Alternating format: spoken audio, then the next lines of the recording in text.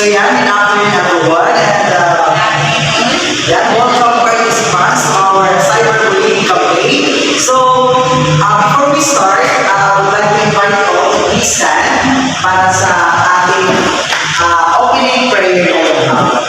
Okay? That will be led by Miss Ophelia.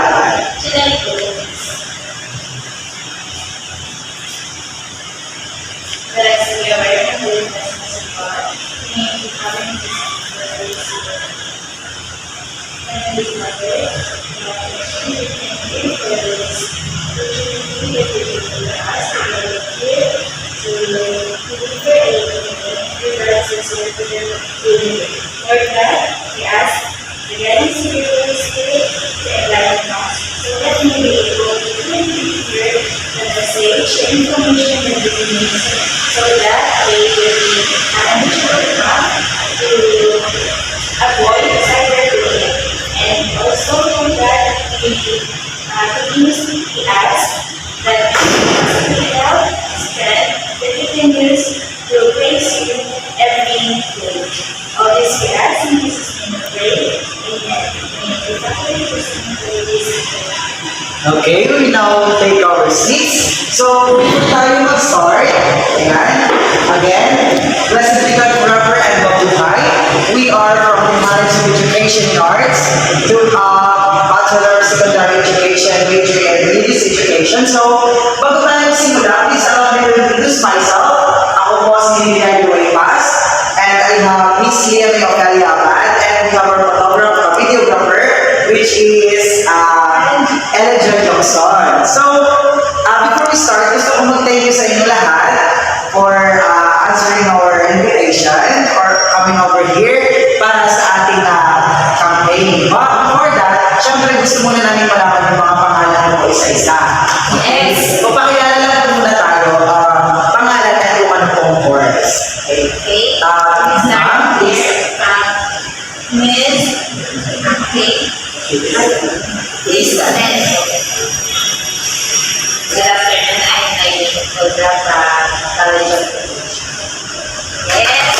Miss Paula, how about you, sir?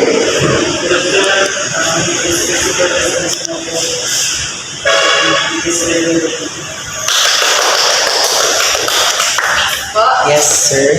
Good afternoon, I'm Luis Bartolome from the College of Justice. From Criminal Justice Education. Wow.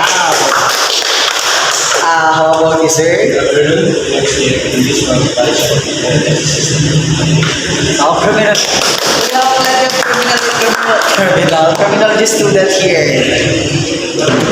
I'm Isaiah from College of Criminal Justice Division. Okay. Good afternoon, I'm Christian and Brian from Web Science Accountancy. Oh, we have from Bachelor of Science and Accountancy. So now, mukhang madadens tayo kasi mga kasama natin ngayon more on criminology. So actually this topic, ang natatakal din mismo sa inyo, sa criminology, di ba? Kasi there is a law na kung saan na-involve yung ating mga kapulisan. Okay? So, ngayong hapon, ang ating topic is about cyberbullying. So, ano nga ba yung cyberbullying? Do you have any idea or meron pa kayo mga prior knowledge about cyberbullying? Anyone po? There's no wrong answer dito po, ha? Anyone? Yes, Sir Mario? Do you have any idea?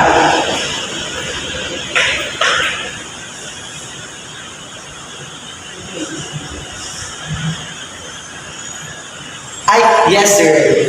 Yeah. Yes.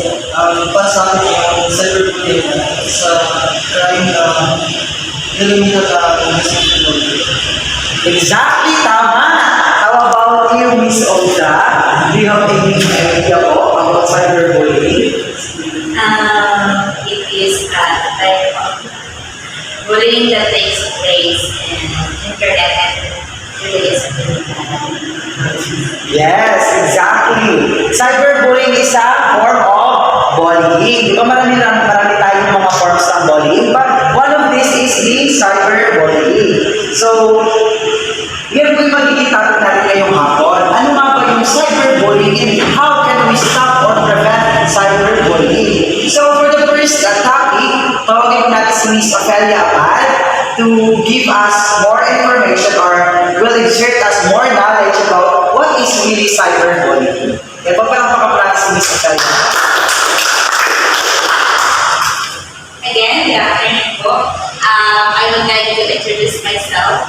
First, I am Ms. Amy Ophelia from Bachelor of Secondary Education, major in Values and Religious Education. So, Mr. Baz already gave us a brief introduction in regards with bullying. So, kanina, meron din nagsagot kung ano yung pagkakaintindi niyo ng cyberbullying. So, let's dive into another slide. Ayan.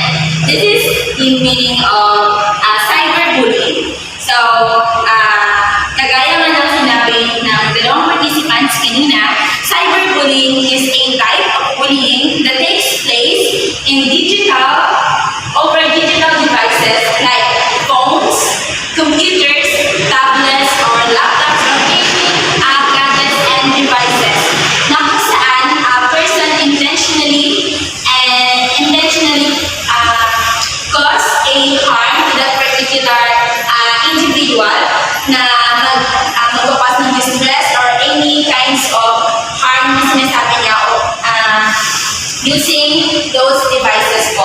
So yung cyberbullying, I know that some of us may be experiencing that kind of bullying. So kung ano man yan, it's either hurtful words or meron mga tinatang sa inyo through mga posts or mini-message sa inyo directly. That is one of the example of cyberbullying. So anything na nangyayari inside or using the digital devices po. Next. So, it can occur through message, text, apps, or online and social media forums or gaming where people can participate in or share content. So, sino sa inyo yung mga nag-i-enter? Yung mga nag-i-enter dito? Or any online games? Yes. So, may na-experience ba kayo na flash talk? During na naglalaro? Di ba meron? So, isa yan sa example ng cyberbullying. So, sometimes, we may consider that as a parang normal, parang hindi natin hinahayaan na lang natin kumbaga ninonormalize natin yung mga bagay na gano'n. Pero sometimes, hindi natin alam na sa particular member natin or di ba team yan, sa particular member na yun, meron lang nagpo-cause yun sa kanilang stress, nagpo-cause sila ng depression. Lalong higit yung mga tao na hindi sila sanay sa mga ganung word. Yung biglang nilang kasabihan ng bad words like as in, yung tagos, lalo na kapag hindi nyo mapatay ang malaban nyo, diba? So, sometimes, sobrang kapag we used to say those hurtful words, na-normalize natin yun, na kumbaga hindi natin iniisip yung kapakanan ng iba, hindi natin iniisip yung kapakanan ng iba, na kung saan nakakatulad na pala tayo sa kanila ng sakit na stress. Hindi natin alam dahil lang sa sinabi mo na bad words na yun, nag-big na, di ba? Hindi natin alam kung ano yung maidudulot nun. Kaya we should be aware sa mga words, sa mga actions na gagawin natin inside using the digital devices po. So, next. Okay, another one, it includes sending, posting, or sharing negative, harmful, false, or mean content about someone else. So, kagaya nga ng nabanggit ko kanina, hindi lang siya takes place doon sa mga apps, but instead, doon din mismo, di ba? Usually sa social media, and Facebook, or Instagram, or TikTok, di ba? Maraming mga nakikita tayo ng mga post na ini-edit nila yung mga picture ng particular individual. So, that is cyberbullying already. And then sometimes naman, mayroon tayong cases na tinatag tayo, like sinasabihan tayo ng mga words na hindi naman ganun kaganda o hindi kaaya-ayang pakinggan. And sometimes naman po, sa mga kapag may sinisend sa atin, like for example, yung malalaswang video, pag nag-send ka sa isang tao ng malalaswang video, that is already a cyberbullying. Bakit? Kasi through that video, hindi mo alam kung ano yung imply or na-contribute nun sa isang tao. Kaya, I want you to be aware kung ano yung mga sakop ng cyberbullying. Kasi sometimes, kapag lagi na natin itong naranasan o ginagawa, we think that it is normal na lang for us. Pero, hindi natin alam na isa siya sa mga pwede tayong makasuhan sa mga ginagawa natin or ginagawa sa atin ng ibang tao. Kaya, ayun, kailangan natin maging aware. So, next, it then includes sharing personal or private information about someone else, causing embarrassment or humiliation. Some cyberbullying crosses the line into unlawful or criminal behavior. So, one of the example of this is when kapag meron kayong private conversation, then parang na siya, what do we call this one? Parang yung parang siya, parang pinapag-usapan niya siya, parang sinisend mo sa ibang tao. Something like that. Nakalimutan ko na yung right term, pero gano'n, parang, yes? Yes, gano'n. Kapag yung mga cases na gano'n, isa na siya sa cyberbullying kasi hindi naman alam ng tao yun na, diba, pinag-uusapan niya siya. And since sa kanyang message yun, possible na magkaroon ng impact yung mga pinagkukwentuhan niya, yung mga pinagkasabihin, hindi niyo alam na minumura na pala siya dahil sa message niya na yun, di ba? So, isa yun sa example ng cyberbullying. So, next, the most common places where cyberbullying occurs are, so ito na yung iba't ibang mga apps or ano ba ito? Ang mga platforms na kung saan kadalasan doon nag-place yung cyberbullying. So, Facebook, Instagram, Snapchat, and TikTok. Lalo na ngayon maraming mga issues na lumalaganap, di ba? So, isa yung cyberbullying sa, of course, kumbaga rampant din na kaso. Kaso nga lang, ang problema, hindi aware yung mga tao na pwede pala silang magsampa ng kaso in regards to those bullying na nangyayari sa kanila. Akala nila okay lang yun. So, sa next topic po natin, mas mapapalalim po yung iba't ibang case in regards with cyberbullying na kung saan i-discuss po yun sa atin ni Miss and enjoy yourself. Thank you po.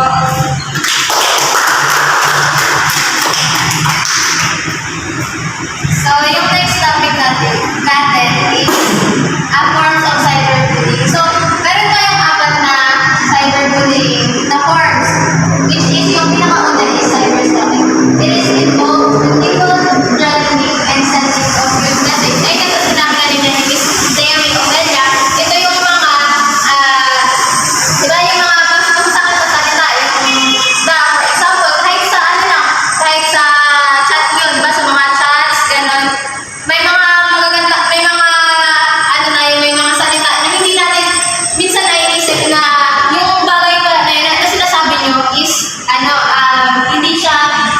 hindi siya magandang pakinggan or parang sa tingin kasi sa sarili nyo lang siya parang joke lang, pero sa ibang tao na pala yun masakit na salita na kasi yung mga hindi naman lahat, di ba, hindi may ibang mga tao na soft-hearted ganun, para sa kanila masakit na yun yung sinabi ko, kaya yun isa sa yun yung form ng cyberstalking. Sa naman is cyber persecution. It is continuous repetitive harassment or denigration, insulting, and threats. Ito na yung paulit-ulit na kunyari, nagkamali yung isang tao, kunyari, siya ng pagbanggit. Nagkamali siya ng pagbanggit ng salita na ganito. Then, paulit-ulitin ko, ay, ito, parang, sa, ano, babansagan ka na ganito na ganitong salita. Kasi, ay, ito si Miss Joy ganito. Kasi, syempre, diba parang, may nabanggit ka lang na isang word na nagkamali. Parang, pinapaulit-ulit na, parang ano yun siya, maling bagay yun. Kasi nga, syempre, yun nga sa tao, kapag minsan, iniisip natin na, ayun, ano lang, joke lang natin sa isang tao, pero masakit na pala para sa kanila kasi, syempre, hindi natin iniisip yung iba kasi iniisip natin na makakasaya sa ibang tao, ganun. Kaya, dapat, hindi natin yung ginagawa. So, pangatlo is, masquerade. Masquerade is a situation where a bully creates a fake identity to harass someone else. Ito yung mga, for example, di ba, sa video gagawa ako ng video or gagawa ako ng box. Tapos, meron kang isusuot mo yung box. Tapos, meron kang i-print na picture doon sa box. Kunwari, aasarin ko si Leo May. Aasarin ko siya. Mag-print ako ng mukha niya. Then, isusuotin ko. Tapos, kung ano-ano yung gagawin ko sa sarili ko na kung ano-anong bagay para ipahiya siya sa social media. For example, magpapag-video ako sa ibang tao. Magmamasquerade ako para magpapanggap ako na siya. O, di ba? Parang, syempre, ang isip ko ng tao, kahit na hindi siya, pero syempre, makakaano pa rin yun sa kanya kasi sa dignity niya, sa dignidad ba syempre, kasi sila yung dignidad ng isang tao. So, pang-apat is impersonation.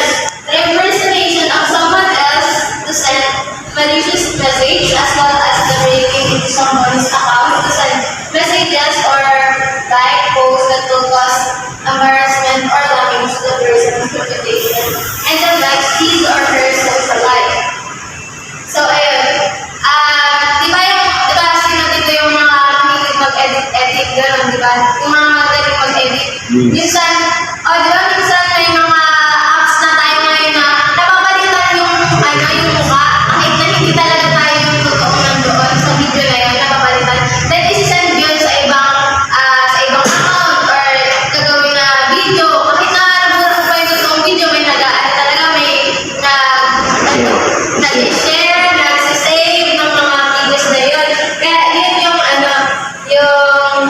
isa sa nagiging dahilan ng bully. Then, doon rin nagkakaroon ng depression yung isang tao kasi syempre sa sobrang na parang nawawalan siya ng self-confidence sa sarili niya. Ganun. Next slide is cyberbully profile. Ito yung mga cyberbully: high self-image, low self-confidence, high relationship between traditional and online bully, lack of surveillance by parents. Ito yung mga cyberbully kadalasan. Ito yung mga mataas na yung tingin nila sa sarili nila. Diba? Kapag parang minsan ngayon itong mga cyberbully, parang hindi mabubuo yung araw nila nang hindi sila nakakabully. At saka yung iba rin, parang siguro kulang sa attention ng mga magulang. Or yung iba naman, dahil nabubuli sila sa bahay.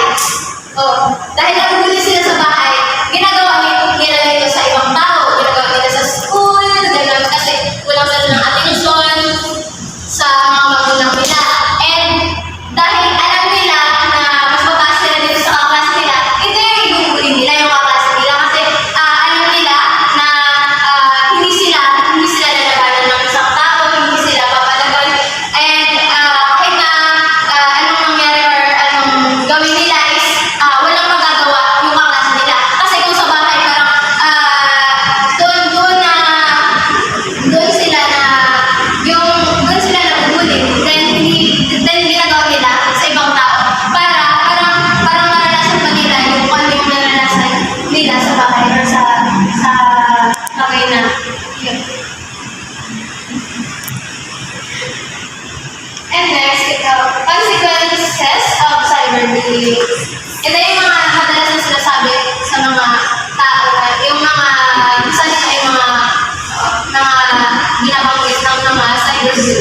ugly o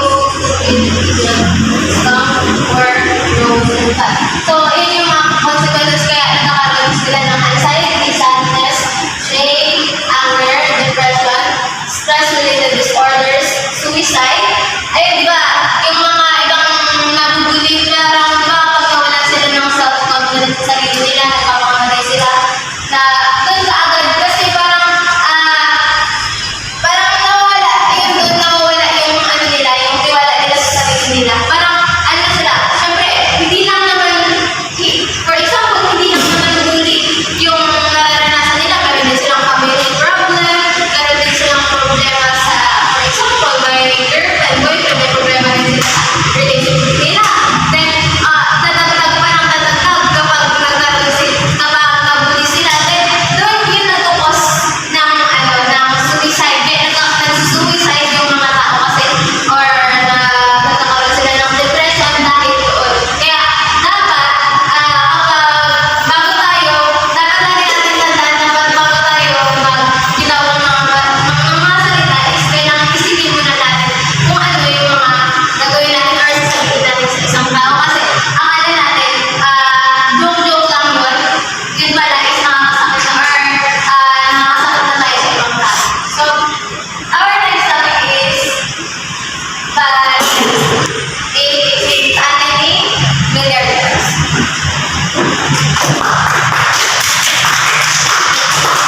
Thank you so much sa ating two speakers. So, di ba natalakay na po natin kanina, we have discussed all of kung ano nga ba, or sino nga ba yung tinatawag natin, or ano yung characteristics or profile ng mga tao, mga bullying. So, sabi doon, sila yung mga tao masyado mataas na tingin sa sarili, and somehow they are the individuals who are not given so much attention by their parents. Kumbaga sila yung mga tao hindi nabibigyan ng masyadong attention ng pamilya nila, ng magulang nila, kaya ang ginagawa nila sa iba nila hinahanap yung attention through bullying. Okay? And dito naman sa consequences of cyberbullying, na-discuss natin kung ano nga ba yung pwedeng maging negative impact ng cyberbullying sa isang tao.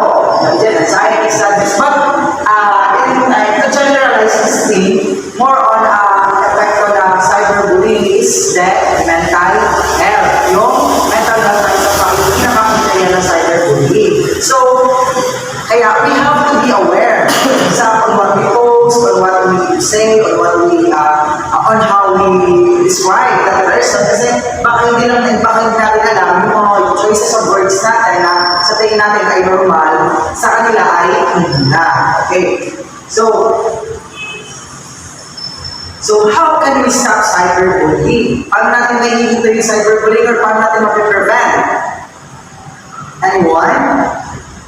Any idea? Paano natin mapiprevent or paano natin mapahinto ang cyberbullying?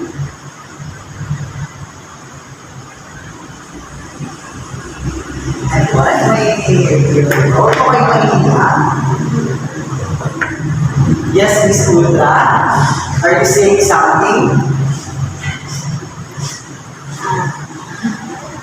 I think one of the ways to discuss cyberbullying first is becoming aware of the effects, and aside from that, becoming aware of the forms of cyberbullying.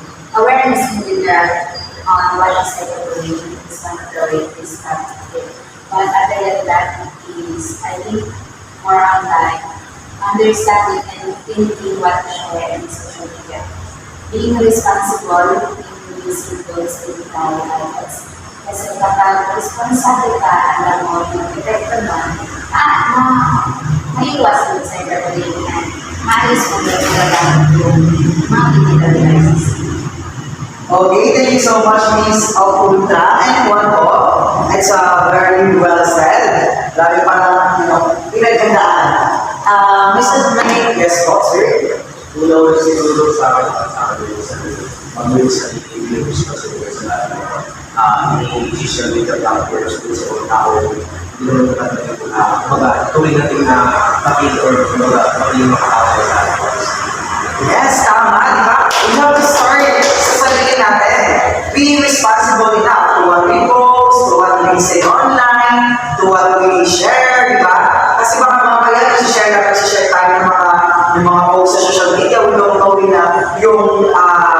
content pala ng isang joke is hurtful to someone, di ba? Okay. So, but there are ways on how we truly stop cyberbullying. Yeah. How can we stop cyberbullying? So, I know na all of us have our own kumbaga idea or techniques on how we cope with this kind of issue. Paano natin siya tinitake or paano natin siya pipigilan or papahintulin. Okay? Number one, block all communications with cyberbullies. So, before, sino na ba yung nabully sa inyo dito? Nabully? Sino nabully na ba dito? May nabully ba dito? Meron ba? Okay. Pili ko meron, di ba? I guess lahat naman tayo siguro bully, di ba? Kasi minsan di kasi natin namamalayan yung mga words natin, mga actions natin, the way we foster ourselves sa social media, di natin namamalayan na it's a form of bullying din. So, sabi dito, to stop cyberbullying, we have to block communications with cyberbullies. Di ba? Kung kaya natin i-block sa social media yung mga jowa natin, yung mga exes natin, di ba? Bakit hindi yung mga cyberbullies, di ba? Sino na yung nakapag-block dito ng friends? Hindi ko wala naman tayo may nag-block na ba tayo ng mga friends sa social media? So, meron na, di ba? So, ako sobrang dami sa blacklist ng mga friends. Alam mo yung mga hindi nag-block na react sa post, automatic block yan. Okay. Sabi dito, block. Kumbaga, yung meaning naman natin block dito is not hindi naman bad. Siguro bad sa side na, but for good sa atin. Para to stop them sa pagbubuling na sa atin. And next, do not forward any messages, comments, etc. that involve cyberbullying. Okay, minsan kasi tayo, nabubuli tayo because of our own action. Di ba? Minsan, yung chat natin, forward natin sa kaibigan natin, di ba? Tapos ang mangyayari, forward natin kaibigan mo sa kaibigan niya. And doon mag-start yung bullying. Minsan sa grammar, sa chat, di ba? Usually nangyayari sa chat, pag bali ang grammar, pinag-screenshot, pinagpapasa-pasa, then yung nagiging trademark ng isang tao. So, in order for us to stop that cyberbullying, tayo mismo, sa sarili natin, huwag tayo magbigay or pasa ng mga anything na about sa atin o sa ibang tao. Kasi at the end of the day, tayo din naman yung magsasuffer from the consequences.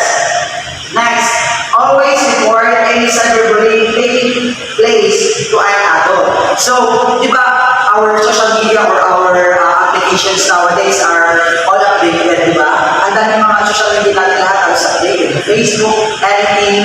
Kung mapapansin natin, there is yung three dots sa gilid. May nakalagay doon blog or any report. We can use that technique in order for us to block the communication with the bullies. So in that way, mapiprevent natin or mapapasok natin yung cyberbullying. Okay, next. Tips how to stop cyberbullying. So, syempre may tips tayo kung paano talaga natin mapahinto or paano natin maiiwasan yung cyberbullying. But before that, let me ask a question. Kayo po, paano ninyo tinitake yung cyberbullying? Paano siya isang tabi or paano siya napahihinto?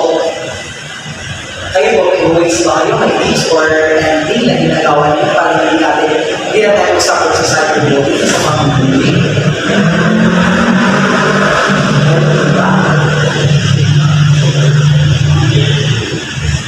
Yes, Mr. Noel, meron po ba kayong idea?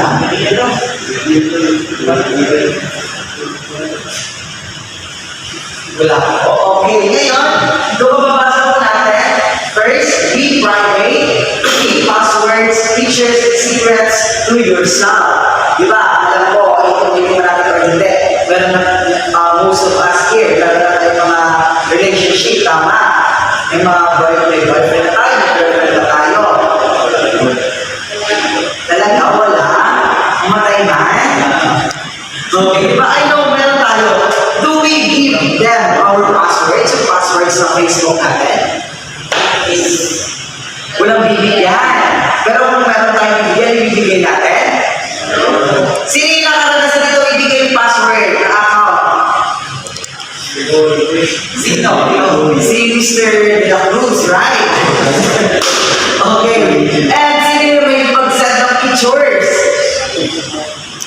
know. Yeah, I know.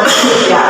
Karamihan sa atin may mag-sinang even me, mahilig ako mag-sinang pictures doon sa mga ka-chats ko, or ka-chats na namin doon sa mga kakilala ko, di ba?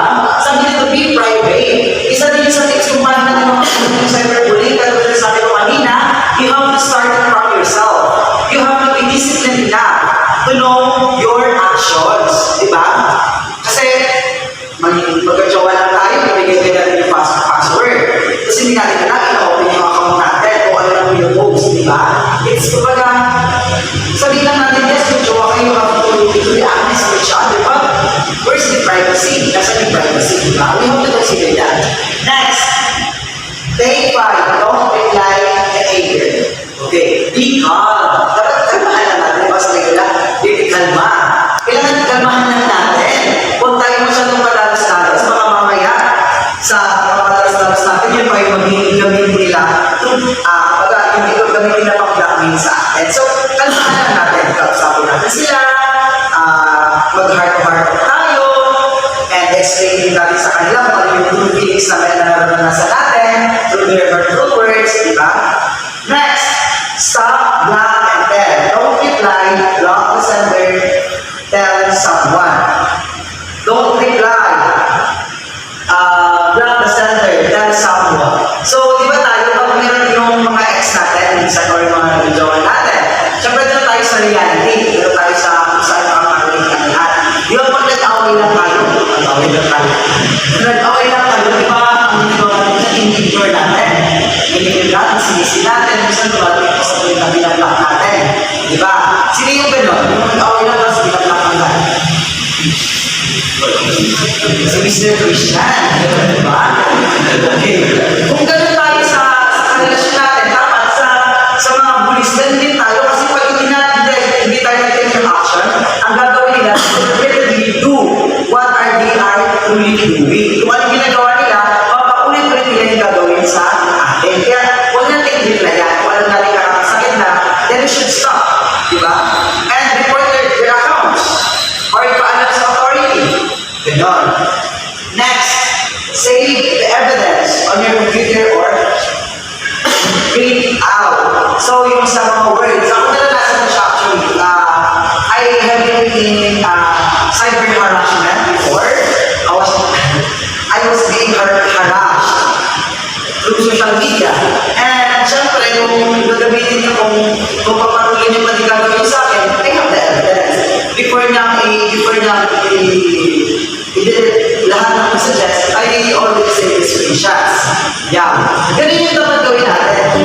Kung magsasampa tayo ng kaso, kung magreklamo tayo, kung bakit yung mga polis, hindi mo nalalaman ng walang sandata. So, ganun din tayo sa individuals. We have to keep our evidences para mailaban tayo. Diba? Hindi ka pwede magsampa ng kaso na walang ebidensya kasi ang kalalabas niya, ikaw din yung So, we have to keep our evidences. And make sure na yung evidence natin yun, nasa sa atin lang. Huwag mo na yung mag-share sa iba na may good evidence ako ito. Ayaw na happy na. Diba? Pwede nilang nakawin yun sa'yo. Pwede nilang huli yun sa'yo. Pwede nilang gamitin din yun sa'yo pa. Ganti. Next, Google yourself. I don't know what does it mean na Google yourself. Siguro it means na, siguro alam natin yung sarili natin, our son, the way we possess ourselves, the way we filter ourselves in social media, kung paano natin pinapakita yung sarili natin sa social media, you have to be positive always. Kasi kung ipapakita mo sa social media na burang or this one is yung parang charara, parang something like natin na positive way, then yung magiging feedback sa'yo, the view of the society to you will be the same. Diba? Kung ano yung pinapakita ko, yun yung magiging view na society sa iyo. Okay? Then, may any idea po, any questions? Are all the topics clear? Okay. So before we end our discussion, our topic is up to you. Let me ask you individually. Siyempre gusto namin makikita natin lahat, diba? Since this is our campaign for us to know, so the main purpose of this session that we give is for you to know kung ano mga ba, deeply know what is cyberbullying, ano yung mga nagiging process, ano nagiging effect.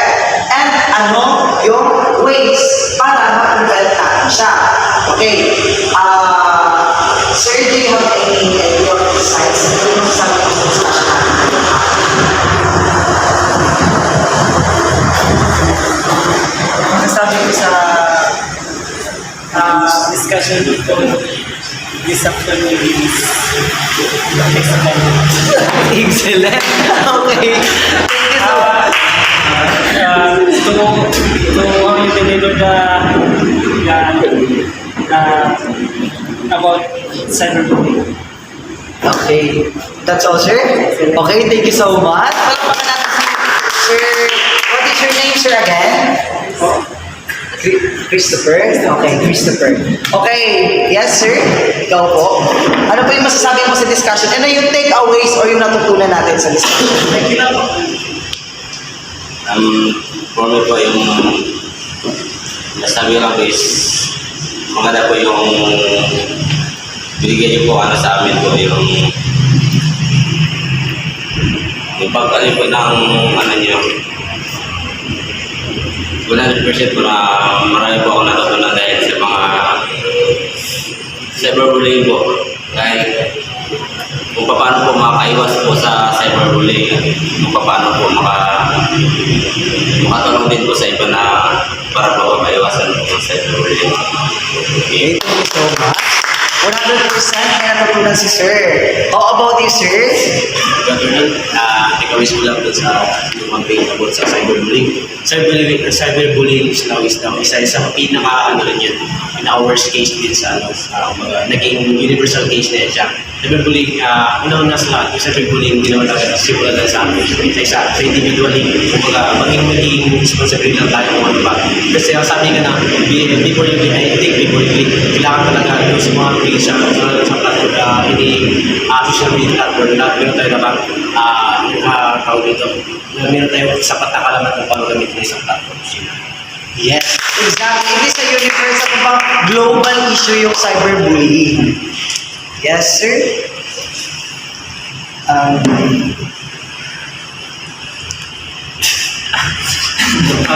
Good afternoon. Ang para sa akin is, yung sa topic nyo na cyberbullying, mas nadagdagan yung kaalaman namin na naging aware kami yung about sa cyberbullying. Para sa akin, magagamit namin to, for example na lang, lahat naman tayo gumagamit tayo ng mga social media, Facebook. Ngayon, alam na namin na yung mga issues namin is kung nakakasakit ba o may tinatamaan ba sa pinupost namin.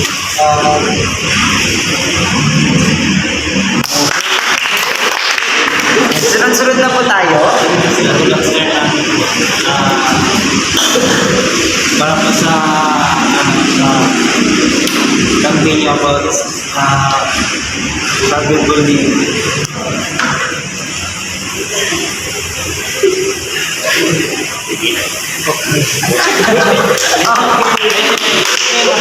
Very knowledgeable. Siyempre maraming matutunan. And maganda yung pagka-deliver ng presentation with by step and yung nagpapaliwanag is very clear and doon is makikita mo talaga kung ano yung magiging effect ng cyberbullying sa mental ng isang tao kung nakakaranas ng cyberbullying. So, ang pagkunan ko lang is yun nga lahat tayo is nakaranas ng cyberbullying. Kaya ito na yung tamang panahon. Yung tamang panahon for para pag-uwi ng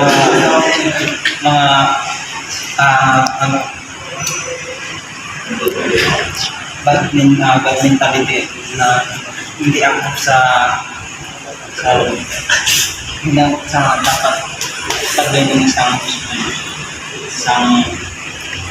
individual. and thank you so much. How about you? Sana naman po yung lang din naman sa akin na is natutunan natin kung paano kayo responsible sa bawat context. Is our one and only women. My takeaways in your campaigns. awareness talaga and responsibility yung pinakamahalaga. Kasi sa inyo, sa campaign niyo, thank you kasi tulad nila, meron pang mas natutunan. And the way nyo din deliver is okay. Okay, thank you so much. So, yan. Before we end, I hope na meron po tayo talagang natutunan. Although we have a short period of time to discuss this anymore. Katulad na sabi ni Mr. Jerry, cyberbullying is a global issue or a concern that we have to address. And just a reminder, the way we possess ourselves in social media, we have to be authentic to what we post, on what we share online.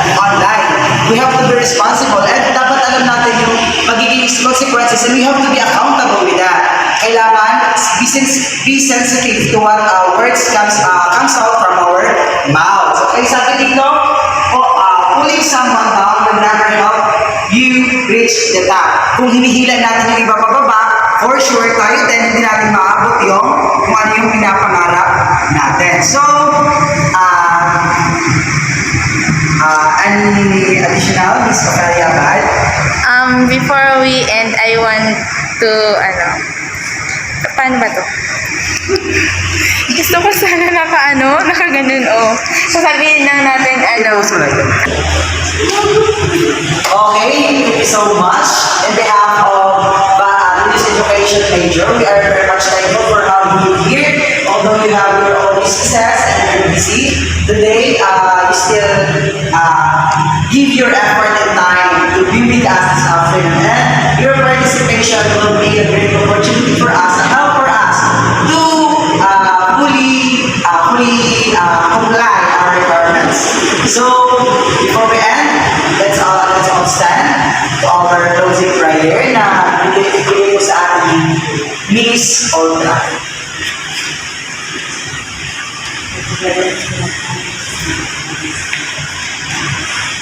Lord, thank you for this opportunity.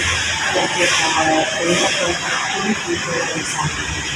Lord, may we use what we have learned today for the benefits of others and for ourselves. May you always guide us in our activities this year. In this lives, with Jesus Christ, our Lord. Yeah, thank you so much and see you again. Okay.